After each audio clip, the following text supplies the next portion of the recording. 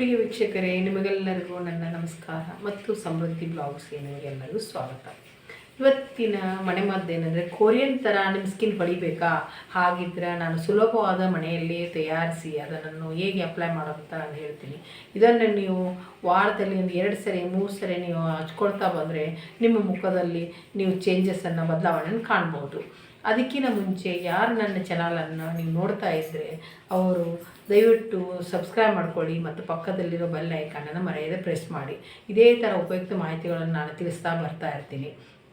Okay, ಬನ್ನಿ. ಇವಾಗ ಏನಂದರೆ, ಫಸ್ಟು ಒಂದು ಕಪ್ಪಲ್ಲಿ ಅಲೋವೆರಾ ಜೆಲ್ಲು 2 ಸ್ಪೂನ್ ಹಾಕ್ಕೊಳ್ಳಿ.